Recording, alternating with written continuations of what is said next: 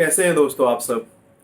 आशा है बहुत ही कुशल होंगे, अच्छे से होंगे और मजे में होंगे। दोस्तों आज का ये वीडियो, इसमें मैं आपको बताने वाला हूं कि इन्वेस्टर को प्रॉफिट कैसे होता है। जी हाँ, और बहुत ही टिपिकल क्वेश्चंस का जवाब देने वाला हूं जिसमें आपको बहुत सारे मिथ क्लियर होंगे कि अगर आप कोई इन्वेस्टर देख रहे हैं अपने स्टार्टअप के लिए।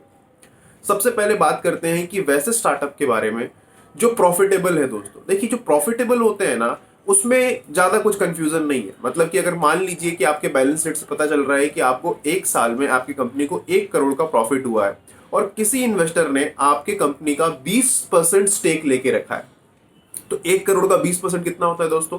20 लाख।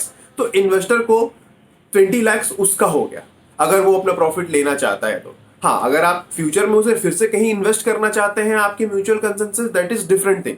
लेकिन अगर वो चाहता है प्रॉफिट का हिस्सा, तो 20% उसका बनता है। 1 करोड़ का 20% होता है 20 लाख, दैट्स इट।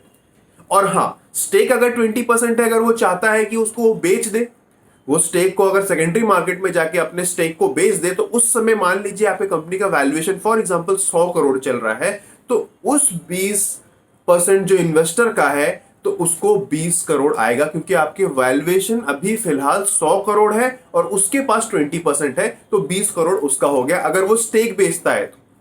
और ये सिनारियो हो गया जो प्रॉफिट वाली कंपनी है उसके बारे में। अब दोस्तों एक और बहुत इंपॉर्टेंट चीज मैं आपको बताने वाला हूं, शायद आपको ये नहीं पता होगा, और वो ये है कि आपको लगता होगा कि अगर आपकी कंपनी का वैल्यूएशन 100 करोड़ है और इन्वेस्टर का इन्वेस्टमेंट अगर उसमें 20% का है, तो 20 करोड़ उसका हो गया और 80 करोड़ आपका हो गया। ऐसा नहीं होता है दोस्तों। होता यह है कि जिस भी इन्वेस्टर का या किसी का मान लीजिए आपके कंपनी में 20% स्टेक है, तो सबसे पहले अगर कंपनी को मान लीजिए आज बेचना है, पूरी कंपनी सेल आउट हो रही है 100%, और वैल्यूएशन 100 करोड़ हो गया कंफर्म कि 100 करोड़ में कोई बायर है जो आपकी कंपनी को खरीद रहा है, तो सबसे पहले जो पैसा आएगा ना 100 करोड़, उसमें आपका जो इन्वेस्टर है जिसका 20% स्टेक है आपकी कंपनी का, पहले आप उसको उतना पैसा पहले निकाल के देंगे जितना उसने आपके कंपनी में इन्वेस्ट किया था। फॉर एग्जांपल उसने 2 करोड़ रुपए इन्वेस्ट किया था, जब उसने पहली बार आपकी कंपनी में इन्वेस्ट किया था 2 करोड़ डाला था, तो पहले 2 करोड़ उसका निकल जाएगा दोस्तों। या ज्यादा अच्छे से समझाने के लिए मैं बता देता हूं कि अगर उसने 10 करोड़ इन्वेस्ट किया था, तो पहले आप 10 करोड़ उसे दे देंगे, बच जाएगा आपके हाथ में 90 करोड़।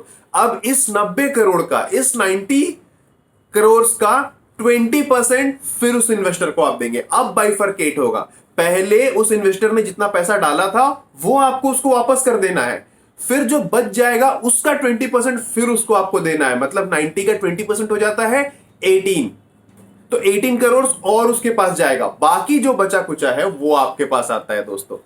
मुझे आशा है आप समझ गए होंगे। तो इस तरीके से काम कर सकता है, करता है। और अब बात करते हैं कि जो कंपनी लॉस में चल रही है, अब लॉस में चल रही है तो प्रॉफिट तो कुछ हो नहीं रहा है, तो उसमें तो प्रॉफिट में तो इन्वेस्टर का वैसे भी कोई शेयरिंग नहीं है क्योंकि वो लॉस में है कंपनी। लेकिन बहुत सारी ऐसी कंपनी है जो लॉस में होते हुए भी उसकी वैल्यूएशन काफी ज्यादा इंक्रीज हो रही है, जैसे स्विगी है, जोमैटो है, काफी वैल्यूएशन है लेकिन लॉस में है। इसमें क्या होता है? तो इसमें ऐसा होता है कि जो भी इन्वेस्टर इन्वेस्ट करता है उसे वो बाद में बेच सकता है। तो जैसे ही वो बेचता है, चाहे वो सेकेंडरी मार्केट में ही जाके बेच दे, जैसे बेचता है, सेकेंडरी मार्केट का मतलब क्या होता है दोस्तों, मैं आपको बता देता हूं कि होता क्या है कि जब किसी इन्वेस्टर को अपना स्टेक बेचना है तो सबसे पहले वो एग्जिस्टिंग शेयर होल्डर से पूछेगा। ये रूल है, अगर एग्जिस्टिंग शेयर होल्डर उसे खरीदना चाहते हैं तो खरीद सकते हैं, नहीं खरीदना चाहते हैं तब वो सेकेंडरी मार्केट में जाता है, मतलब बाहर के लोगों से बात करता है जिसका कंपनी से कोई लेना देना नहीं है, और वो अपना स्टेक बाहर बेचता है दोस्तों। तो जब लॉस में है वैसे भी कंपनी, तब इन्वेस्टर को इसी तरीके से फायदा होता है कि वो अपना स्टेक कल को अगर उन्होंने 1 करोड़ में खरीदा था, वही स्टेक को बाद में 100 करोड़ में बेच के निकल जाते हैं, डिपेंड अपॉन की वैल्यूएशन इंक्रीज हो रहा हो दोस्तों। फॉर एग्जांपल किसी इन्वेस्टर ने 2 करोड़ रुपए डाल के जोमैटो का स्टेक लिया था बहुत पहले, और आज 2% लिया था, 2 करोड़ डाल के मान लीजिए 20% लिया था, तो आज के डेट में वही वो जो स्टेक है, जो बहुत ज्यादा वैल्यूएशन हो जाने के कारण 100 करोड़ 200 करोड़ हो गया होगा। एग्जाम्पल दे रहा हूं दोस्तों। तो इन्वेस्टर यही करते हैं, अगर कंपनी लॉसेस में है लेकिन वैल्यूएशन अगर बढ़ रहा है तो पहले कम में खरीदे थे, बाद में वो फिर वही परसेंटेज जो स्टेक है वो ज्यादा हो जाता है। एक और एग्जांपल देता हूं, मान लीजिए कि 2% 20% आपने किसी भी कंपनी में स्टेक खरीदा 2 करोड़ रुपए देके। दोस्तों समझ में आया? 2 करोड़ 20%, राइट? इसका मतलब हो गया कि 10 करोड़ का आपका वैल्यूएशन हो गया, राइट?